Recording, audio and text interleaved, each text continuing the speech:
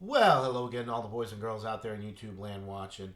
Georgia Beer Reviews back at you today with another one, and really excited about this one. This is another homebrew, courtesy of East Coast LQ Reviews. Thank you so much, Tanner. This is the beer that I was really excited about. I reviewed his New England IPA earlier. I thought that was great, but I saved this one for last because um, I'm a big stout guy. So, and this is a stout. This is Tanner's Mexican hot chocolate stout. He got the recipe from Northern Brewer if anybody's interested. Um, so he used gold malt syrup and golden light malt extracts.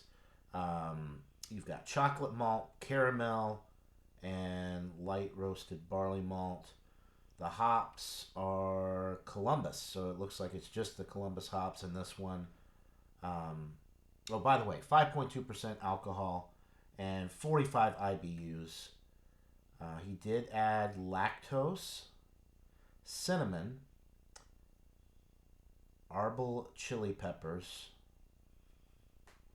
So you got the chili peppers in here, which a Mexican hot chocolate stout. What makes it a Mexican hot chocolate stout is obviously the chocolate, um, the peppers, and cinnamon. So you've got all three of those components in here.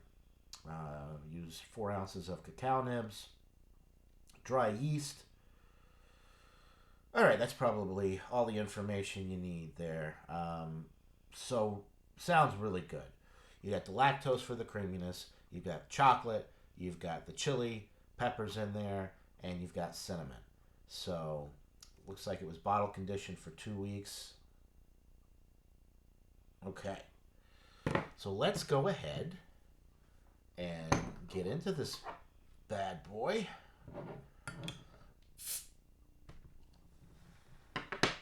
Okay, nice water vapors coming out the top there. Okay, very carbonated.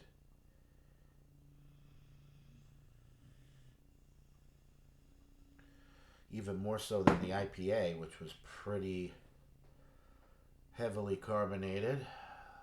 So a nice, like, milky, creamy looking, kind of like a mocha latte type head. The appearance of the beer itself is a dark brown. You can see a little light through it, but it's a nice dark brown appearance. Really good looking beer. All right, let's get a nose on it. Oh yeah, I'm definitely picking up on the cinnamon, the cacao, chocolate.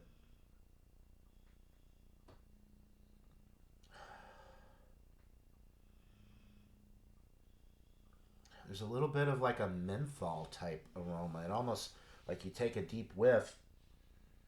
It's almost like when you inhale like the Vicks Vapor Rub. Not that it smells like Vicks Vapor Rub, but you get that mentholating type effect when you take a deep smell.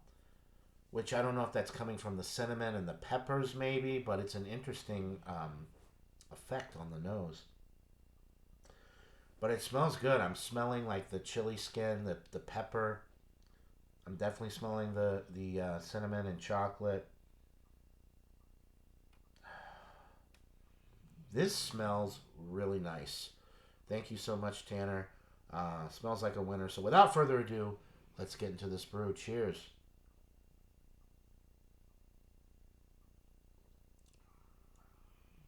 Ooh, that is really roasty. Nice roasted malt character, darkly toasted bread notes. Then you get a little bit of that chocolate. The pepper is definitely there. There's a slight warming going down as I swallow, but it's got that kind of pepper skin. It's got the flavor of the pepper too, which is really nice. I don't just want the heat; I want to taste the pepper in my beer. It's really nice. The head's dying down there a little bit, but very carbonated. I would say it's a highly carbonated stout for sure. And I think it's just a lot of home brewers, and I would guess Tanner, you can let me know in the comments, but I'm guessing that you force carb this to really get the carbonation up. Um, and a lot of that is, just time. These big brewers, they can let the beer sit around and naturally carbonate for weeks or months. But if you're trying to make a beer, a home brew, and you want to bottle it quickly, you've got to force carb it. So that's probably why the carbonation is so high. But it's not, I mean, it's really enjoyable. Medium body, a sessionable stout. I mean, 5.2, it's not high alcohol or anything like that. The cinnamon's coming through, the creaminess to the mouthfeel from the lactose is nice. However, because it is higher with the carbonation, it kind of takes away some of the creaminess in the mouthfeel. But that's okay. It's not bad at all. I mean, it's it's still got that creaminess, and all the flavors are there. The chocolate, the dark toasted malt bready notes are there. The cinnamon, um, the pepper flavor is there, and the heat going down is there.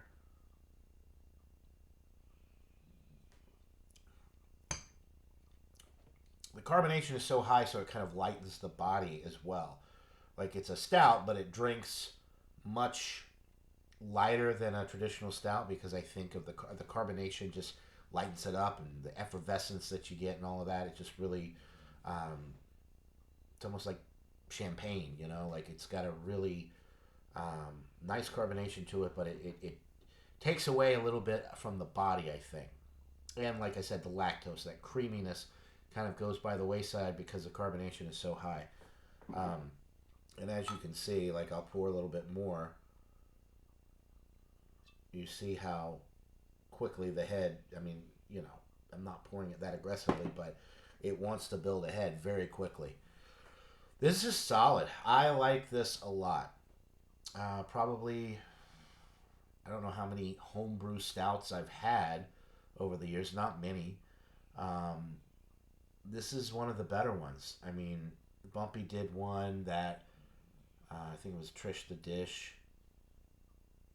That was pretty good. He did one where he like kind of used oak spirals to get like a barrel aged effect. That one was really good. And that one was much higher alcohol. But for just a straight stout, 5.2% alcohol, like this is really top notch. I think Thrash Metal sent me a homebrew stout before, but like this is really good. I really like this.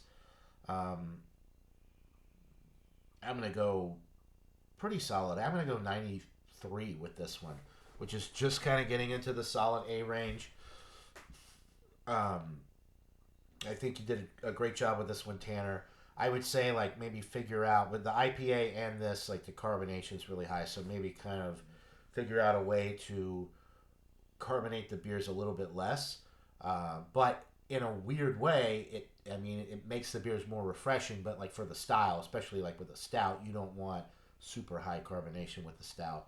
So maybe figure a way to cut the carbonation a little bit, but the flavors are on point. The body is nice. If the carbonation was less, I feel like the lactose would have come through a little bit more and made the mouth feel a little bit more creamy. That would have been nice. But the pepper flavors there, the chocolate, the nice roasty, toasty, bready notes from the toasted malt is there. The cinnamon's there. It's all there. It's really enjoyable. So yeah, 93 out of 100 for the Mexican chocolate stout. Tanner's Homebrew. Really enjoy this, Tanner. Thank you again for sending me this. Link to his channel in the description below, as well as I think right up there in the corner. Go check him out. That'll do it for this beer review, folks. I hope everybody out there is having a wonderful day. And until next time, cheers.